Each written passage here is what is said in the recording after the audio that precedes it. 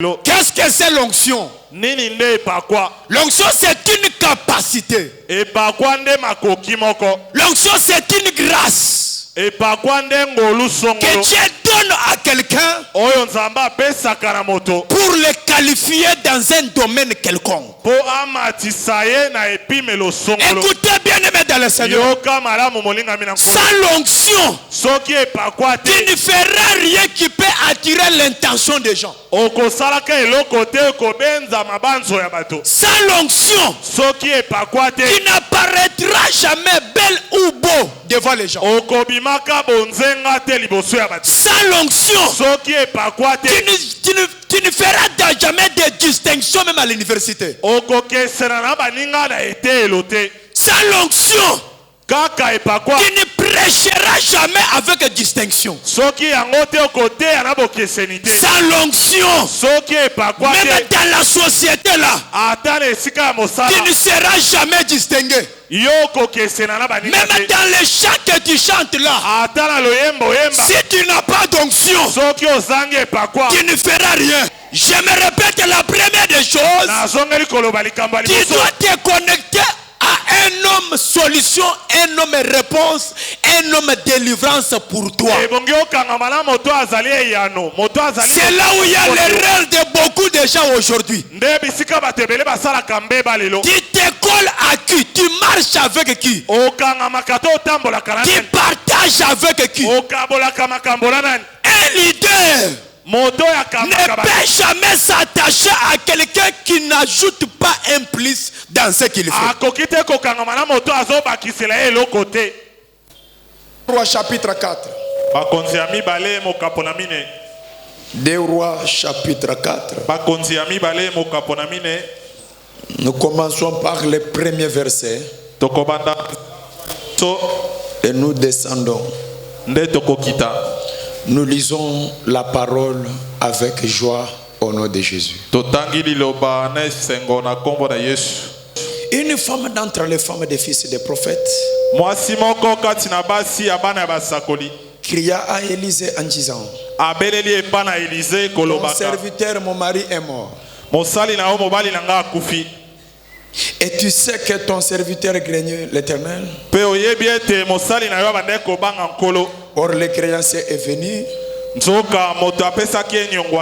pour prendre mes 2 enfants et en faire ses esclaves. Élisée lui dit: que puis-je faire pour toi? Tu n'as pas compris ce que je demande? Parce que la femme a dit: le créancier est venu pour prendre mes 2 enfants. Mais Élisée lui demande encore la question: qu'est-ce que tu veux que je fasse?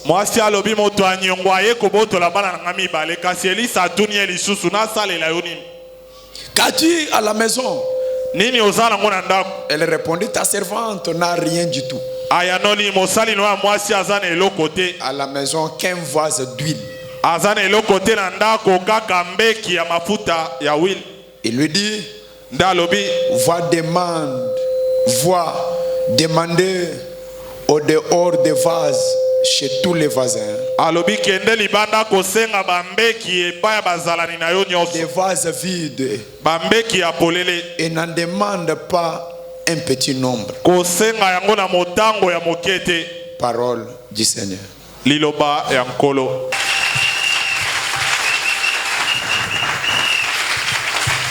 Nous rendons grâce à Dieu ce matin. Lui qui est le maître des temps et des circonstances. Lui qui est le maître des esprits. Pour la grâce qu'il nous a manifestée ce matin.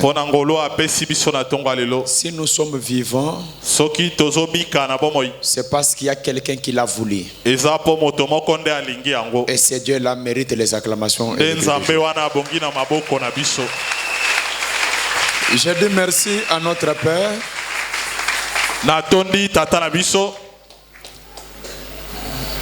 pour la marque de confiance envers notre petite grâce. De nous accorder une fois de plus la chair de la Seka Mongafula. Je dis merci à tous les hommes de Dieu. Il y a cela qui compte plus de dizaines d'années au pied du Père, ce n'est pas facile.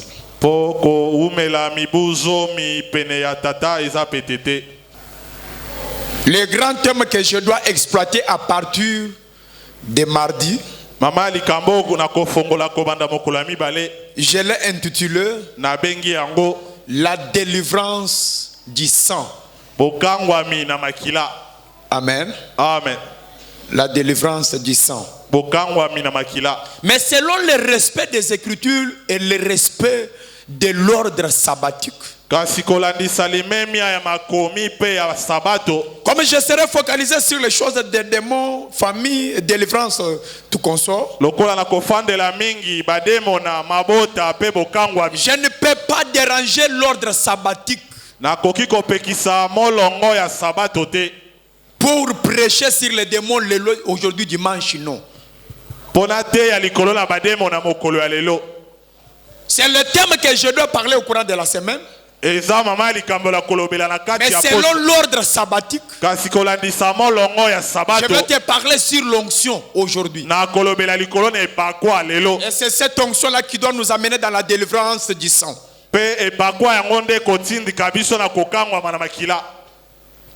Amen. Amen.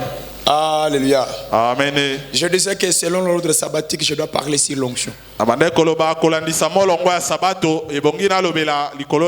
Cette journée, c'est une journée consacrée à la bonne nouvelle. C'est pourquoi je dois parler sur l'onction. Dis à celui qui est à côté de toi, onction. Hein? Nakata. Dis encore à celui qui est à côté de toi, l'onction. Yebise na lingal epakwa. Yebise na chiluba mafuta. C'est le thème que je dois exploiter ce matin.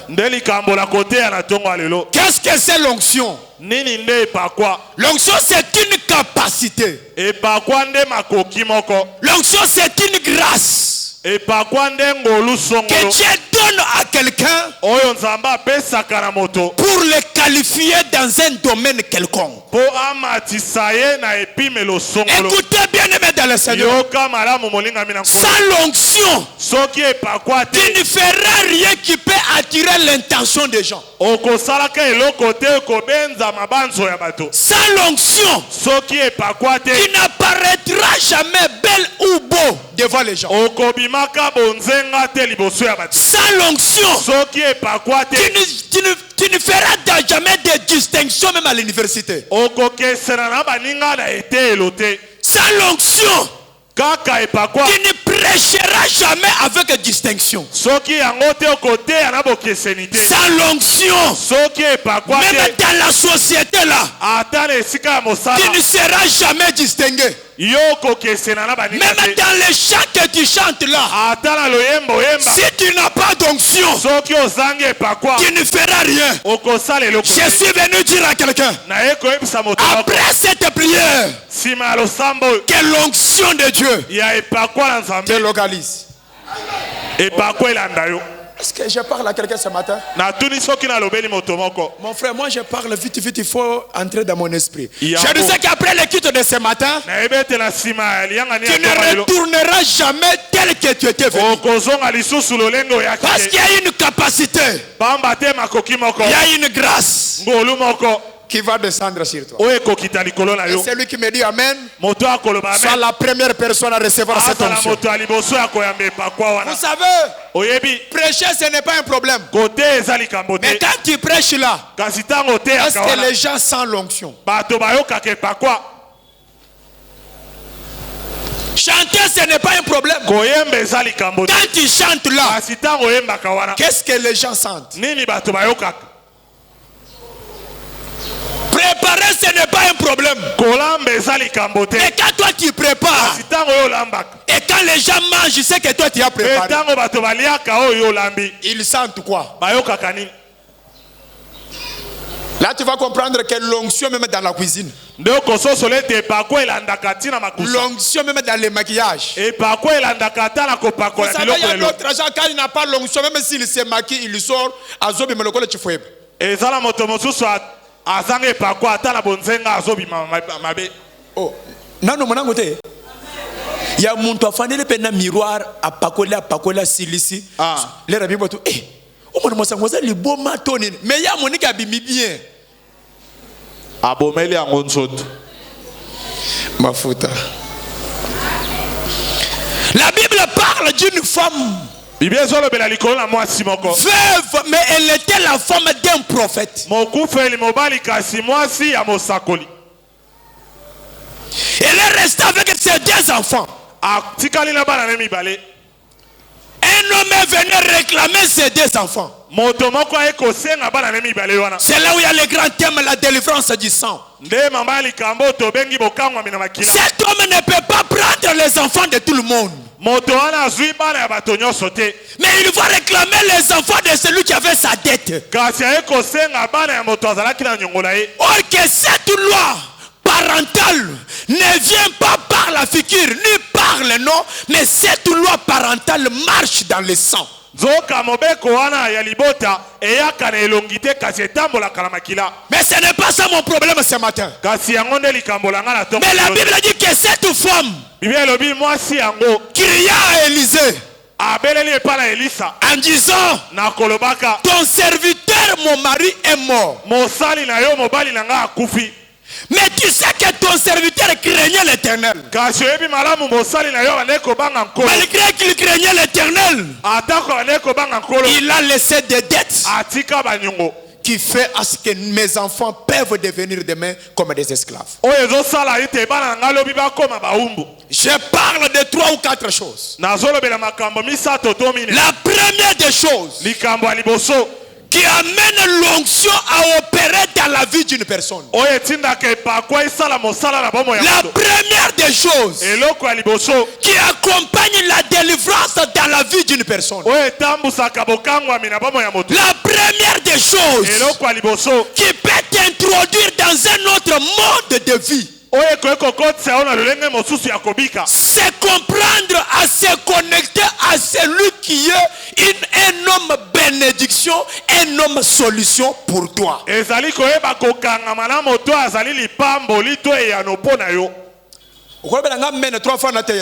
Amen, amen, amen. Je me répète, la première des choses, tu dois te connecter à un homme solution, un homme réponse, un homme délivrance pour toi. C'est là où il y a l'erreur de beaucoup de gens aujourd'hui. Tu te colles à qui? Tu marches avec qui? Tu partages avec qui? Un leader ne peut jamais s'attacher à quelqu'un qui n'ajoute pas un plus dans ce qu'il fait.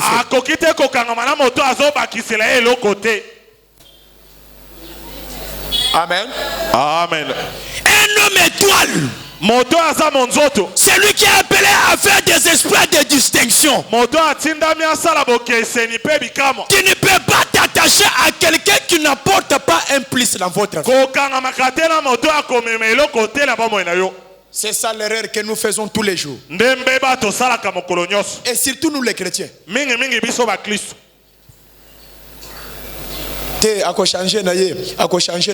quand tu es en train de perdre le temps qui a changé wana et toi le temps na yo tu risques d'être enterré sans solution. Pourquoi? Parce que tu t'accroches avec quelqu'un qui ne t'accompagne pas dans la vision que tu as.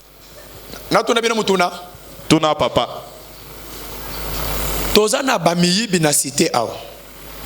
Ba criminel ebele. Akobima 2h du matin, 3h, azongi na télévision, azongi na téléphone, na mbongo, na je ya basani. N'habite soka soumiango na marché nini. Combien de fois na quartier na yo, au mona mwasi ya muyibi moko abimina tonga bisimino ke boya, botuna mobile na ngai abimaki 2h du matin, azongi na télévision, botuna ye wutu api. Oso monango? Te. Mwasi na ye, ayaba kataka za muyibi. Ayebi. Mais pourquoi le bagate? Amen. Amen. C'est seulement nous à l'église. Nous les enfants de Dieu. Nde ozo kuta mwasi mobimba musana yeza koloba faiblesse ya mobali na ye des fois aza musali na nzambe ndoko mona mwasi moko atelema nazo sia mama nenga zote wana bino ne bozo mona musali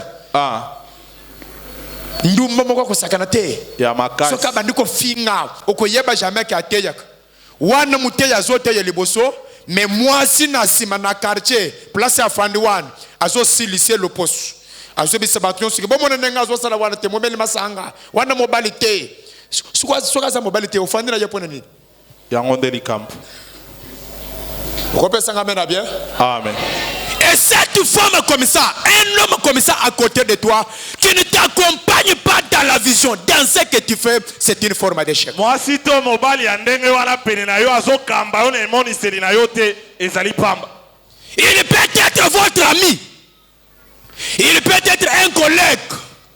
Il peut être un frère, une sœur. Ce n'est pas obligé que tous ceux qui sont comme tes frères, ils peuvent devenir tes compagnons de lutte. Non.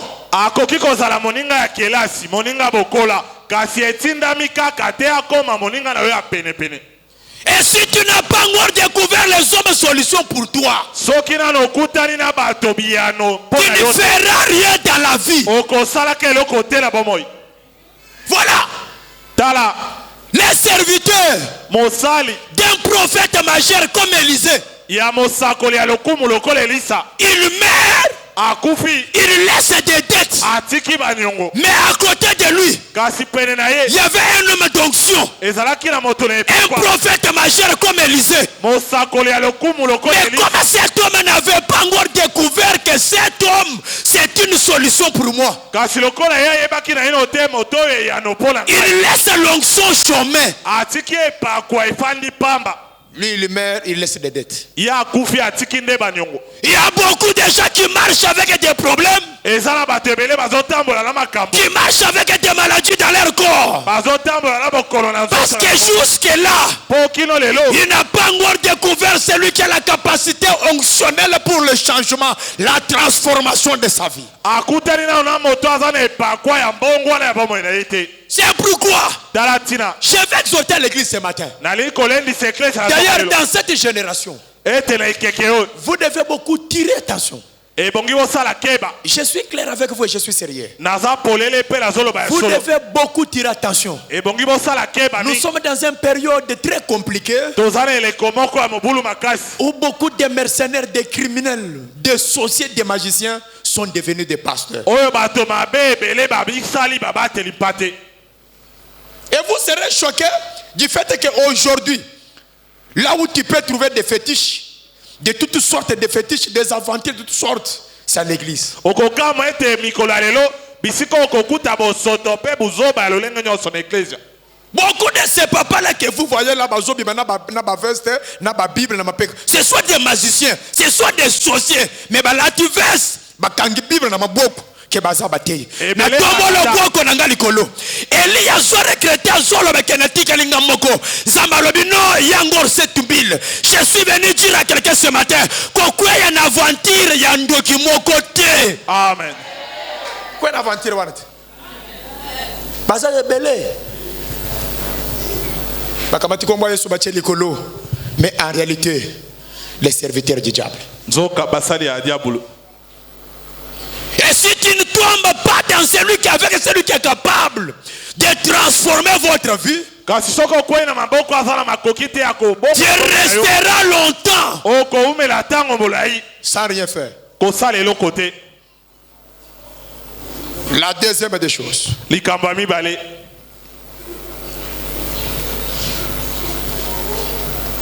pour entrer dans l'opération onctionnelle, il faut être précise sur ton dossier. Ce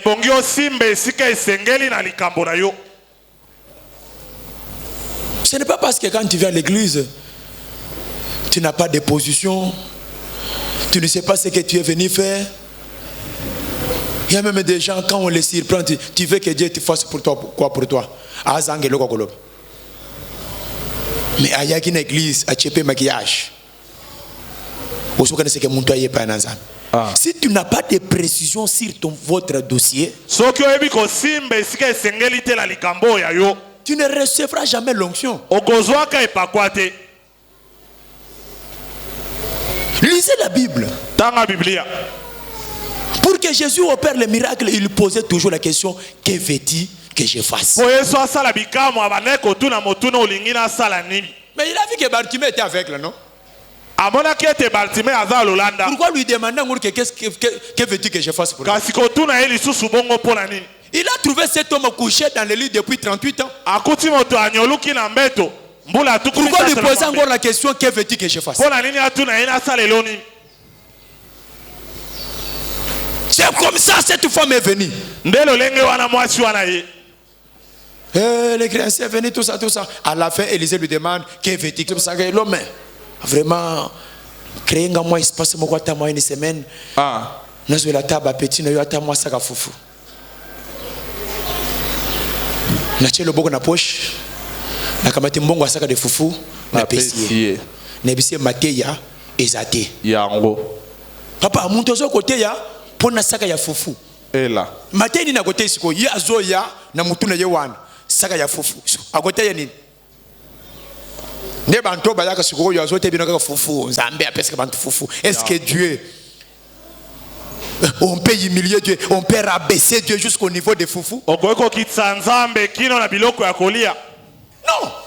C'est au sujet duquel il dit à ses disciples, ne pensez pas pour le lendemain. J'aimerais prophétiser, déclarer pour la vie de quelqu'un ce matin. Si tu es un enfant de Dieu jusqu'aujourd'hui, et que les foufous te compliquent, je le déclare ce matin. Dès que tu vas sortir ici, dans ta maison, tu ne manqueras jamais le foufou. Je prophétise à quelqu'un. Ceux qui sont là, on est là, la famille. Ceux qui ont bien mené, bien bilo, quoi, qu'on y est tourné dans la gueule. On y a bien tantôt plutôt, kakanenga so sakola. Zambacha provision na ndakuna yo. Nalobi zambacha provision na ndakuna yo. Amen. Amen. Tu ne peux pas être un enfant de Dieu pour manger, il faut commencer à gêner. Non. Ne demande pas à Dieu quelque chose que l'homme peut faire. Mais demande à Dieu quelque chose qui n'est pas dans la compétence humaine.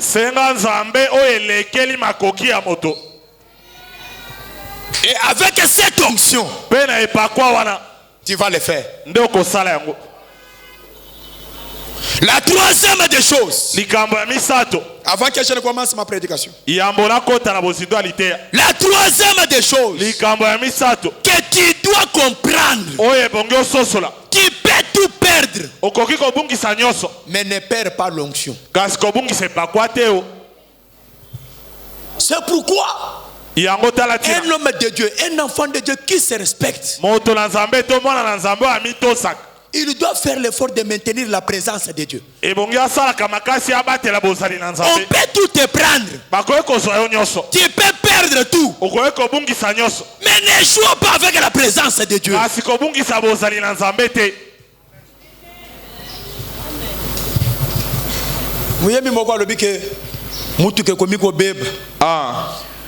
Bilambe komiko pasuka ko pasuka mwasa ko boya yo mobala ko kima yo musale ko sila fonction et ko sil kasinzame asila kati yango. Tu ne peux jamais perdre la présence de Dieu. La Bible dit que cette femme a compris la chose que son mari n'avait pas compris.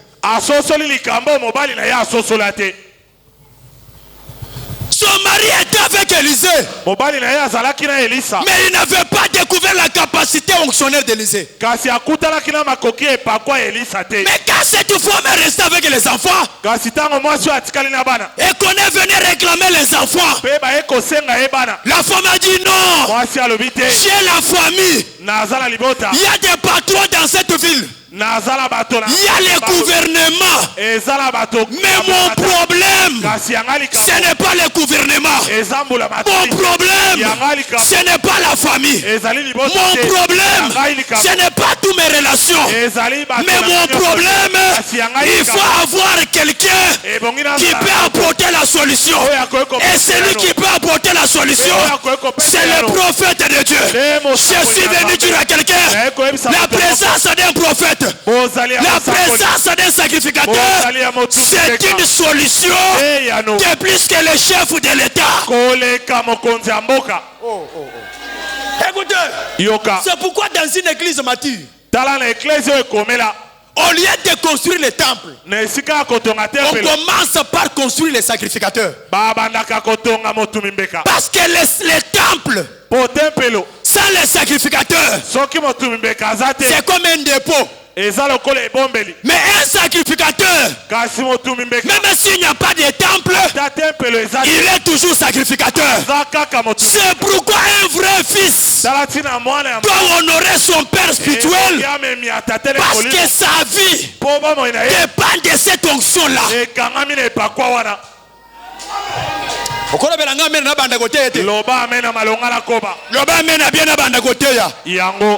Il y a cette chose. C'est lui qui prend les risques pour son père. Un vrai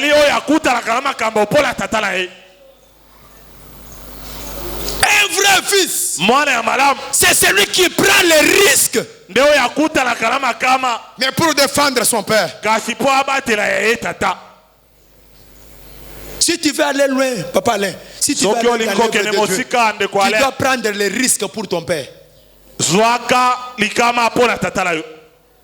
père, on ne joue pas avec les pères. Même quand tout le monde parlera mal contre ton père, comme il est votre géniteur, comme il est la source de votre onction, toi tu vas le défendre. Je peux exagérer, même s'il est dans les faux.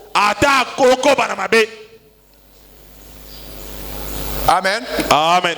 Mais l'autre zana bana nzambe soki bokuti place bazotonga passer na bango pe bakoti. Atieli loba. Pasteur pe ya ye leki. Oh. Wana mama njela kamwani. Muntu ozo bopona pasteur na ye. Wana ka cheba zo pasteur na bino azaka bilobele moko na sheso ka bana ko balolendo. Ye pe mama njela lobi. Ya pasteur pe leki to sito ye bisaki daji. Tarati ko nenga bantu bari ko bopona ye. Achanja kati. Sukona poko yena kitambala po daji achelo boko. Tu ne sais pas, l'onction que tu n'as jamais honorée ne te bénira jamais. Et par quoi oyo me miate ko pambola kayote. Un vrai fils prend le risque pour son père. La deuxième des choses, devant le père, le fils n'a pas de volonté. Quand je parle le fils, c'est un langage, je parle même des fils. Donc quand je parle des fils, je parle tout un enfant de Dieu au devant de son père. Même toi maman, hein? Un vrai fils n'a pas de volonté devant son père. C'est-à-dire quoi? Quand le père dit viens, toi tu dois venir. Ne dis pas au père que papa, quand le père dit viens, tu arrêtes les syllabes pour obéir au père.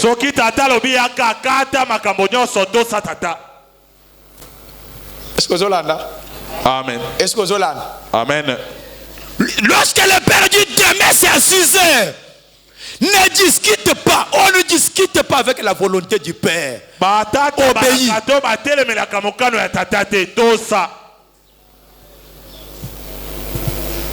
Intercesseur nyons nenga pré-réseau sur le dimanche à partir ya boutoua biso zokota. Papa, le dimanche à tayo moko, est-ce que jour à repos? On ne discute pas avec les pères. Mais on obéit. Je parle sur l'homme qui peut déclencher les mouvements des esprits, l'onction sur toi. La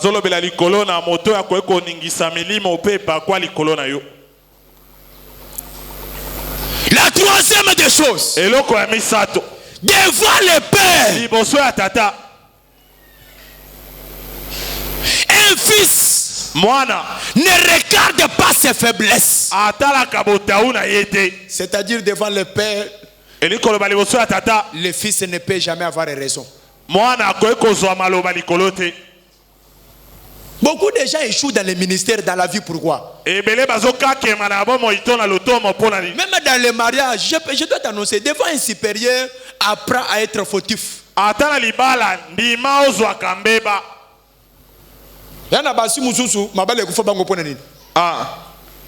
Mobile a sali na erreur. Des fois, aza moluba. Oui, bango banjimaka défaite. Na passe. À cause de la à comprendre que place oyo na beta ki faux ko mwana mai abetika kara atiki na ye siko mwa sa telemi omoni oloba ki pona nini omoni mwana mai abeti kara apemisi ye atingami na ye yaya okozobor olongwa mino okozopona nini asi abomi na ye a comprendre na ye lokolo yo so lingeke osimbise kaka touche en tant que mobali akondima pe yango te okozoka tanga makila kopesanga mena bien amen okopesanga mena bien amen. Devant le père le fils ne peut jamais avoir raison liboso ya tata mwana balongisaka ye te. Papa teya silisi des fois place moko boye na vitesse à langage à lobi mabe ce que yo après prière oyele na Bible papa mes versets oyo nengo expliquer yango ezaka bongo te place ça va place des fois nenga zoma ko expliquer yo eza différent na nenga lobaki na cher ce que yo tingami na ye mais na cher papa yo lobaki osi obebisa kikuna wana zolo kani akoya yo mata. Amen. Amen. Devant le père n'a jamais eu tort. Tata soit kambe bate. La quatrième des choses. Et le kwamine. Le fils doit rester fidèle jusqu'à l'infini. Mwana ebongia tika la sembo kino suka. C'est lui qui peut avoir l'onction du père. Moto alinkozwe pakwa ya tata. C'est lui qui peut hériter l'onction de son père. Moto akosangola pakwa ya tata. C'est celui qui restera fidèle jusqu'à l'infini. Eza moto atika la kala tata kino na suka. Voyez-vous avec moi dans 2 Rois chapitre 2. Botala langa ina nkumu mibale. Élisée, un homme plus grand qu'Élie. Elisa moto koleka Elia. Il reste au pied d'Élie jusqu'au point zéro. Il reste fidèle. Même quand Élie lui dit, je dois partir, reste ici, il dit, je ne te quitterai pas. Mais yo, on va passer 7. Micro na mona papa tinda ba fait ya moto te micro na zona na prière moko na la main de Dieu na sangisana ya kuna ke kuna bakamati wili d'olive ba pesio bakamati mafuta ba bakamati mai ba pesio bakamati singa moko bakanjwa na loketo na wenza place oteka wana rompo ngaba bosa na prophète moko wana ayaka saka na mungongo ezika bien aimé le long mongolo na yo. Oui, mais tu as une intimidation. Assemblée mingi. Atiki na nusuki ebele. Ayako la tanzamba la moko ya pembe. Allez, azikisi mungongo. On dirait que nzamba ebesi bango ke po ongiswe kita, il faut mungongo ezela kozika. Otumba ngo penza. Kopesanga mena bien. Amen. Et puis ozala ka fidèle na ye mukolo nyonso ava obanda koteka okamati 1000 francs na yo ke uche na panye na ye po fongo la journée. Akamati loboko wana acheyo. Est-ce que un homme de Dieu face à la place one? Les autres un vrai homme de Dieu face à la place one. Yango delicamp. Batangi sa Bible que offrande pour pesa ngona nzela. Te. L'offrande on lui donne à l'autel dans les temples. C'est ça les erreurs que nous avons aujourd'hui. Il y a mon tozolo mokana un deuxième au côté na pasteur na rond-point ngab. Eh papa on saleka bien. Et comment ma bonne côté? Ce sont des erreurs. Comment ça amène bien? Amen. Amenez vos dîmes, vos offrandes où? Dans la maison de Dieu. Le dit dans la maison. Oh mais maman bonza pe ba moko na zomi na ndako ya nzambe. Mais oy. Et combien na kutana maman moko azobete le serviteur église na bango ndoto. Wapi? Tunanga wapi? Na moto. Serviteur akumbaka moto. Papa Paul. Maman zobi makende wenza boye. Papa Paul. Memangaya, memingai. Eh, nzamba za munene. Nzambe ne mutu asalika ke tokutana. Lelo na lali papa, na chaka mutu na sewana mo, chauffeur vum. Azo respecter bande na ye, wana mama zo bete ndoto na sima. Voilà comment les gens jouent avec leur vie. Les songes, c'est toute une vie.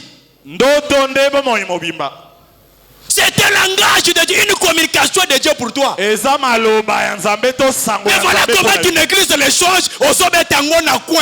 Na kioske okuti soki serviteur moko azana kioske net papa le boy azana boutique na ya zote ka batomso na ye na basukali ye wanoye papa le ozana bazoka pesa ka bazoka papa le melelo na loti noto moko na wapi na boutique ozobeta noto azuela ngokuna kaka ko pesa nga mena bien amen oko pesa nga mena bien amen. Un fils doit rester fidèle mwana ebongi atikala ya kotinga jusqu'à l'infini kino suka.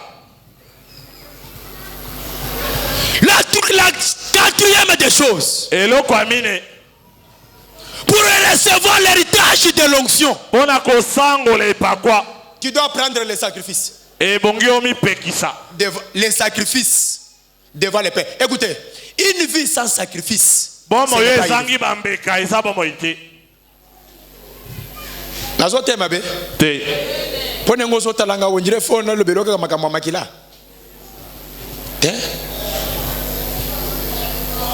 une vie sans sacrifice, ce n'est pas une vie. C'est pourquoi tu restes toujours ordinaire. Il n'y a pas de changement. Parce que la réussite n'est pas le produit de hasard. Et ne pense pas que Namukilasi yo réussir jamais. Même ceux qui papa no yaza nambongo, moi no yaza nambongo. Mais si tu n'as pas encore compris d'autres choses dans la vie, c'est pourquoi je mais le va apprendre à la vie. Et c'est là. Papa n'a pas de maman n'a pas de il y a des devoirs, il y a les droits. Qu'est-ce que tu fais pour recevoir l'onction? Qu'est-ce que tu fais? Cinquième chose. Pour recevoir l'onction, un fils doit apprendre à perdre ce qu'il a. Mais pour protéger les pères.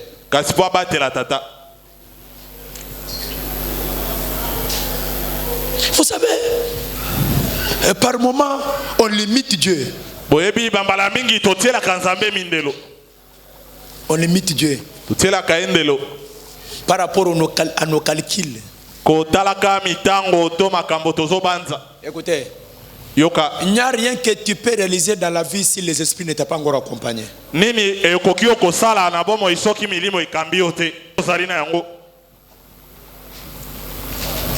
Vous allez constater avec moi, je suis en Hébreux chapitre 2. La Bible dit que lorsque Élie monta au ciel, arrivé quelque part, Élisée, il prend son manteau, le manteau qu'il avait, il l'enlève, il la déchire, mais pour recevoir l'onction qui va descendre dans le manteau d'Élie. Il a commencé par déchirer ce qu'il avait. Lorsque Jésus croise Bartimée, la seule chose précieuse que Bartimée avait, c'était son manteau. Parce qu'il était aveugle. Il savait que le manteau pouvait lui servir pour le froid. Tout ce qu'il pouvait prendre en mendicité, il le mettait sur son manteau. Mais lorsqu'il commence à approcher vers l'onction, il enlève son manteau pour recevoir notre dimension. Élisée dit à cette femme, lorsque tu vas demander les vases, ne demande pas les vases qui sont pleins. Cherche-moi les vases qui sont vides.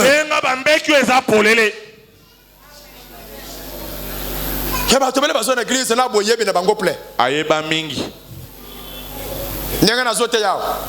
Ya kamati big na ya français na ipene wana chelinga ya. Yango. O mona kinga na ipene. Na tuniyo lero bango tanga na ipene mona kinga. Te. Na inigino mona kinga. Te. Ngana tanga na village na sukape soki na 4e soki na ni wana esili. Nabuka biki. Nabuka ni te. Menga yore nabuka ni wapi? Amen. Amen. Alléluia. Amen. Oyo natanga wana nde ya ngai. Nde ya ye. Oh, boni boyego. Oh. Quand le bantu papa tchebe, monto intimidé yote. Yango. Na mokili ya se. Oh, aya na français na wana belé. Eza ya ye. Français ndeko bonga na mokili bonga kasi. Wazana français bonga kasi. Ndeli camp. Kopé sanga mena bien. Amen. Lorsque tu viens à l'église auprès de ton père, tu dois perdre ce que tu as. Pour être rempli.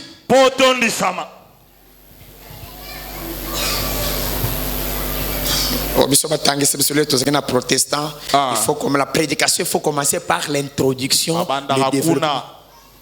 Il a fallu que la protestant. Amen. Amen. Non, tu peux son micro au ban d'introduction aussi ça. Non. Accepte de perdre ce que tu as pour être rempli.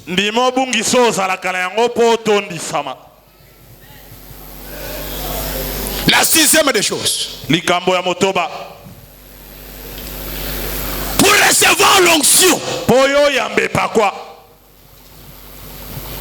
il faut croire à l'impossible. Parce que cette femme avait la connaissance que l'huile ne vient pas comme ça. L'huile, il faut ma machine, hein, il faut mounir. Pour moi, si ayebi mafuta bakela kango bongo te bongi balamba yango. Il faut mounir. Yango. Oui, mounir. Oui, mounir te. Amen. Amen. Ayebi ke mafuta il faut mbila sikoyo bakatango bachana munyenga banyunguluka boye we siko mafuta ebima. Mais Élisée lui dit, prends les vases vides, prends les pains d'huile que tu as, toi commence à verser. Ne demandez pas un petit nombre de vases, demandez beaucoup de vases, et toutes ces vases là seront remplis. Mais ça c'est l'impossible. Ça c'est l'impossible. Si tu veux aller loin avec Dieu, tu dois croire à l'impossible. Et là j'ouvre une parenthèse. Je suivais l'un des pères qui disait, vous savez, la connaissance, la théologie, la technologie, le monde des sciences a arrêté l'onction des miracles et les signes naturels. Parce que beaucoup de gens sont devenus trop intelligents. Parce que la science se développe plus vite. Les gens ignorent l'onction qui fait les miracles. Quand on est encore trop jeune et que la technologie n'était pas encore avancée et qu'il n'y avait pas de météo, on pouvait être dans la prière. Vous voyez qu'il y a la pluie partout. Les intercesseurs se retirent quelque part. Ils commencent à prier. L'Éternel Dieu, que la pluie ne tombe pas parce que nous sommes dans la prière. Que la pluie ne tombe pas parce que nous sommes dans la prière. Dès que vous regardez, vous voyez l'arc-en-ciel et la pluie ne tombe pas. Mais aujourd'hui, avec le système de météo, avec la connaissance et la science, lorsqu'on se réveille le matin, on consulte le météo. À 16h30, il y aura la pluie. Même quand nous serons dans la prière, quand nous verrons la pluie, personne ne va plus prier. Chacun dira à son ami, météo avait déjà dit que ce soir il y aura la pluie. Où est parti le miracle? Où est parti l'onction des surnaturels? Je suis venu dire à quelqu'un ce matin, les choses de Dieu ne marchent pas avec la science. Les choses de Dieu ne marchent pas avec les docteurs de ce monde. Les choses de Dieu, ce n'est pas la connaissance humaine. Je déclare ce matin, même si tu étais malade et qu'on avait déclaré que cette maladie est incurable, si tu me dis amen, elle reçoit la guérison ce matin. Je parle à un homme, je parle à une femme. Attention qui va le qui est au kobo tate, c'est l'homme dessus ne batala, baloba qui est au kobo tate, la onction ya tongo le matrice le fungwama. Oya lobi amena koleka voisin, oya ba minganga balobe ko simba teso simba. Oya lobi amena koleka voisin, oya hôpital balobe qui ko salama teso salama. Kakandenga na so déclarer na tongo na mokili bantu bayeba, poete muntu abongi fo atanga, il faut muntu azana ba relation, il faut muntu azana connaissance. Je suis venu parler à quelqu'un ce matin. Il y a attention qu'on tangate, attention qu'on yébie le côté, attention qu'on s'en a relation, tika wangso et fongolo bazela. Oya lobi amena bien, attention qu'on s'en a elongi bien, te zamba peso libala ya bien. Attention qui va yebi que na famille na lino bobala kate yo so bala. Ba yebi que na famille bobonga te yo so bonga. Na so déclarango na tongo lelo. Oya batu ba solo ba, nde oyo bango ba yebi. Mais onction ekenda ka hotela ya connaissance humaine. Mais yeko sakola pona mutu boko na tongo.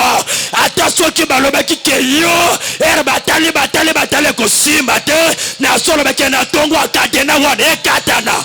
Eloba batu ekweya katandengo lobi amena wana samba confondre mayela ya batu narobi samba confondre mayela ya batu samba confondre maloba ya batu samba confondre ayara santa bobo. Écoutez écoutez mes bien-aimés, vous savez dans la Bible ce qui fait la force de cet évangile, c'est l'incroyable.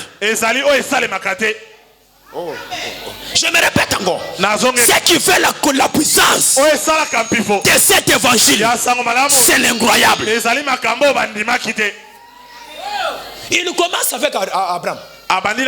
Il dit toi là, l'année prochaine, ta femme tombera enceinte, enfantera un fils. La Bible me dit, Sarah qui m'apporte à Seki. Malgré que Sekanaye, Ezraki a l'Ichol, Yakolobeke Alia Tondi, Ndalobi Makambo Salamate à mon âge. Bamonanga Sarah Naboti et Kosalama. D'ailleurs, ce qui va tout Bamonango. Écoutez, après quelques mois, Batala Mama ya 90 ans. Le bas mène à bien Makamone Fungwama. Amen. Maman longtemps à bois du soy. Bavaze Bangolo, on n'est pas vantirango. Na agi na ye vraiment tasoki mobala sa lingi na ye bafandi na bango bonte na ite atika na ye attends we bizemi ya muni modelo anaweza kapena ba caprice belé yaya elengezela kana zemi ozongo na ndako mobali mobali siko zo lengele yo na tongo et parce que bébé c'est quoi na français malembe. Eza yo yozemi okende kukozona ndenga na yo obomba yango 6 mois osala caprice wapi osala bantu bayeba te mais zemi ya ndako alibala e bana caprice ata na 2 semaines mema tombolanga malembe olobia mena bien zela ya mabale fungo na famille na yo amen. Mama Sarah bwa kisoi Abraham pakola mafuta sola mafuta nazo kangote Abraham pe anjimiki mikolo na kopokola mafuta te bino ba mama ozomonwe makambo ngabi lokana ko takangate pour moi no jeune fille oyo azwa kizemi d'ici moi muntu ayeba ata moko ayebati sko oya yo papa cha parfait solo wana nazo kangote e pesa posa osante Mikolo fufuka ya pete. Ngai. Omoni pe papa ko miko sipote ko le fufu ya pete. Ozole pe ngai pona nini poto boko la mwana. Après 2 mois, ils aiment les omat. Eka ndaka na simate. C'est pourquoi on a comme kabama ozana zem azul latena babiloko po ba yebati ozo banga nini ngana za soki mwasi nanga zuize matana un mois na sina informé déjà l'église pour ngana bota que les 15 les 30 olia waya kotonga ke tozo mama Claire te yeba déjà que azande bongo ici est koti pour yango ezonga simateke ndaka toujours liboso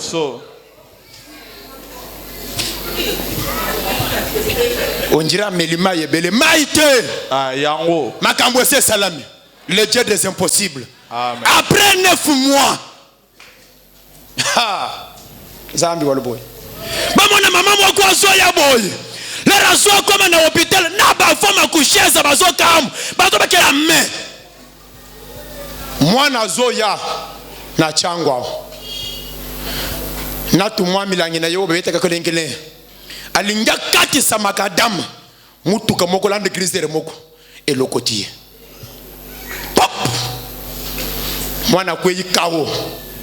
Bao baza kuna ba mindele ba américain bazongi sariye bazu mwana bachena mutuka vers aéroport ya Njili baza banani baza ki ba envoyer États-Unis na Congo ba yaki mission siko dire na bango eseselaki ndenga bazokende wana ndeko zonga na bango epai na bango minute wana na malaria ya bangongi ya chango bako traiter ngo be bako tika ekolongwa okomona biloko ekobima ya kalite pe bato bakowelela yango semena ata soko okalingaka mikata na kwe yayo mikate ekende solo quartier mobimba bato nyonso baya kowelela yango oyo alobi amena koleka voisin je prophétise na solo bake ozalaka kopera bakopa nyonso okosana semene oyo onction ya réussite e accompagne yo nalobi onction ya réussite ekwa accompagne yo. Est-ce que je peux prophétiser pour une femme ce matin? Osa mwasi mobana yo asalaka na mbongo bandeko na bazaka na mombe bakabelaka yo te na pakoli mafuta na mutu na yo semene oyo bakabela yo mbongo nalobi semene oyo bakabela yo mbongo mema soko osa mwana oza na bayaya oza na bandeko baza na mbongo bakipaka yo te semene oyo bango moko bakobenga bango moko bakokabela yo oyo alobi amena bien mafuta wana ebenda libala mafuta wana ebenda musala mafuta wana ebenda voyage mafuta wana ebenda ba diplôme mafuta wana ebenda santé ya bien nazolo beke santé ya bien yana batu mususu na santé na ye aliaka na yebile kwa grave te apakola pe mafuta pe ya grave pete mais soko zo tala ye o mafuta ezo tanga azana Congo onjira sana poto. Je sens une parole de prophétie. Ndenga na zolo bao onction wana ekote tina lebumuna yo obota bana ya beauté. Amen. Nalobi obota bana ya beauté. Ongo kaka. Lero yoko kendo hôpital pona kobota kampona te. Mutu munene talali toyi kabakata ya zolo mwana suki na mutu suki te mwana mobimba kilo onjire oyo mike ebiminen ya maloyo bana nyonso aseka mongo fula ba mama nyonso aseka mongo fula lero ko kenda maternité bota mwana ya malo mama bazoboy oyo lobi amena bien okobota bana ya bote yango naloba mati yana bana mususu ezala bana mususu koza na ye ata na jour ya matanga okolela na ye yo moko. On n'adore pas Dieu parce qu'il nous a bénis. On n'adore pas Dieu parce qu'on est bien habillé. On n'adore pas Dieu parce qu'on est marié. Mais on adore Dieu parce qu'il est Dieu. J'aimerais que tu lèves ta voix ce matin. Dieu t'a fait grâce d'être compté parmi les vivants. J'ai dit que la Bible dit que tous ceux qui respirent louent le nom de l'Éternel. Tu peux manifester ta gratitude ce matin en élevant celui qui est assis sur le trône. Élève ta voix. Commence à prier au nom de Jésus. Est-ce que tu peux le faire bien? Est-ce que tu peux le faire en esprit? Est-ce que tu peux le faire avec concentration? Est-ce que ta parole peut adorer Dieu?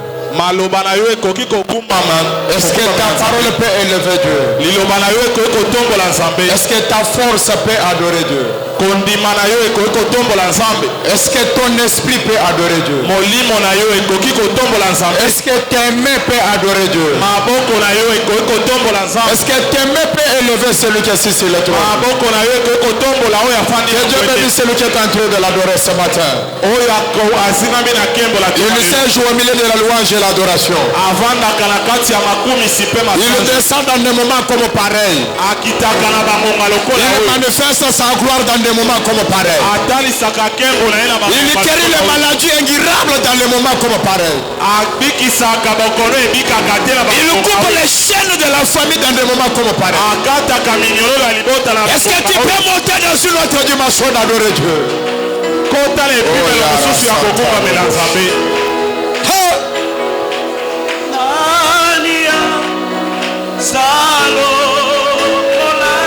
Alléluia.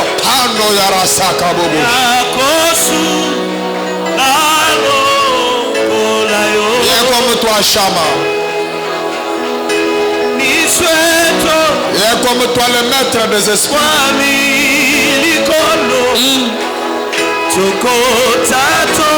Reçois la grâce et l'adoration ce matin. Tu mérites plus que ça, le Dieu de mes pères.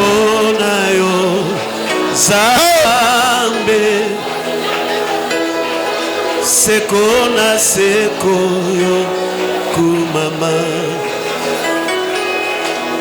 komonayo zambe. Il aime l'adoration, c'est Dieu. Sekona sekoyo kumama. C'est dans des moments comme ça qu'il manifeste sa puissance.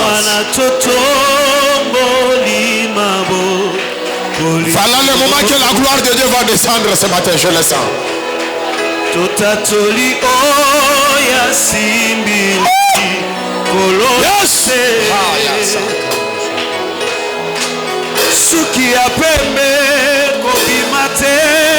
Alléluia. Otona ye poya sanzambe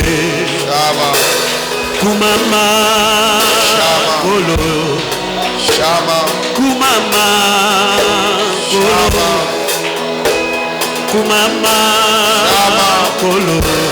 Oh Jésus. Jésus. Jésus. Kumama kolo. Jésus. Kumama Jésus. kolo. Kumama. Nana soma tana prière. Nana so tombola nzambe na maboko na ye. Nana so tombola nzambe na maloba na ye. Nana so tombola nzambe na molimo na ye. Est-ce que tu peux monter dans une autre dimension?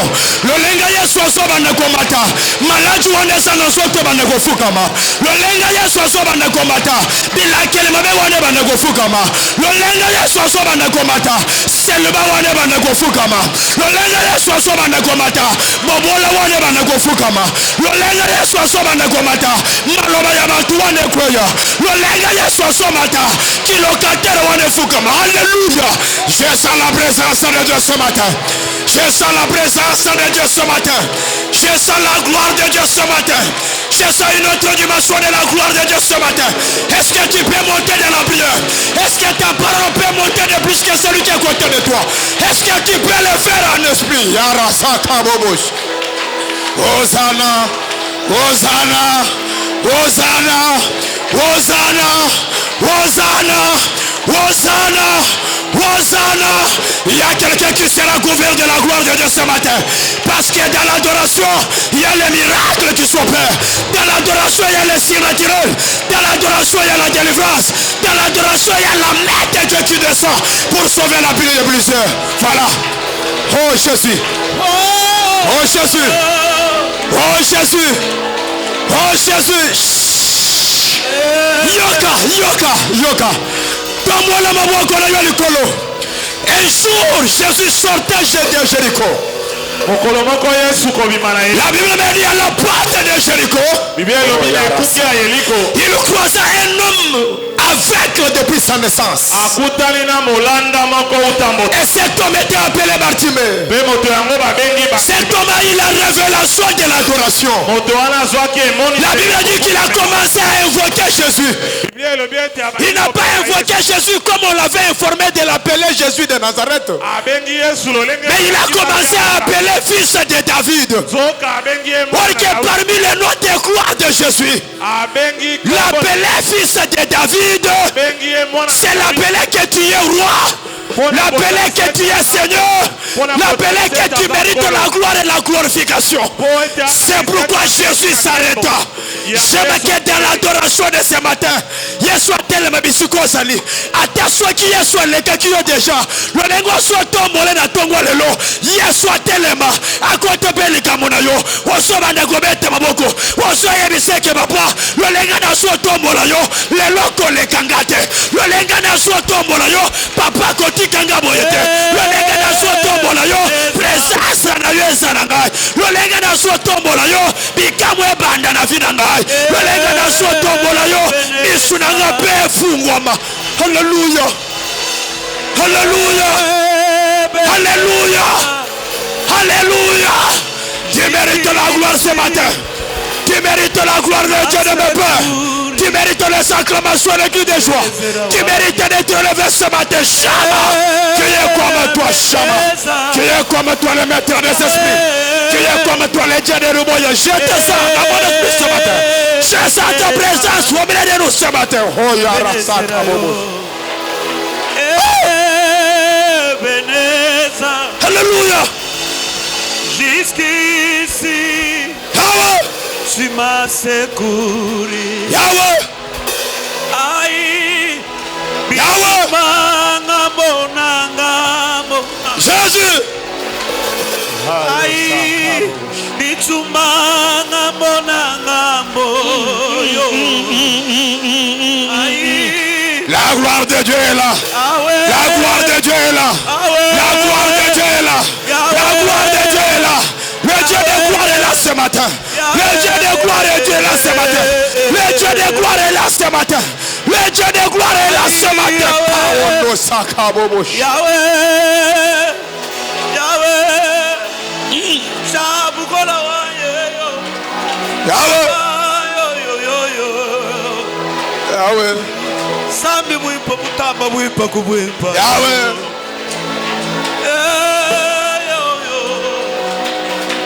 Jésus. Zera wayo. Ujisambi wa basukayo.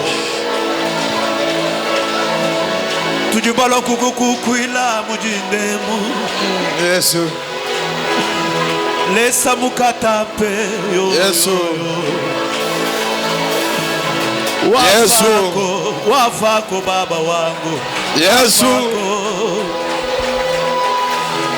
Kimbilio la visasi vyote. Yesu.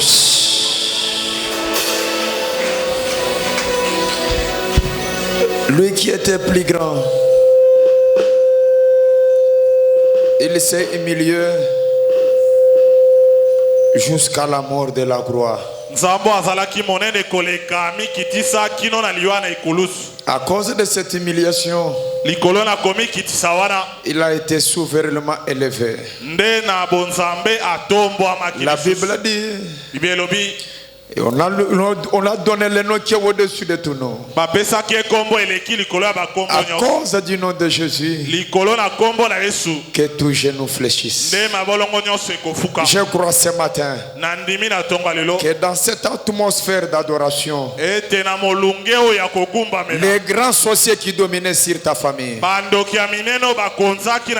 les grands esprits qui dominaient sur toi,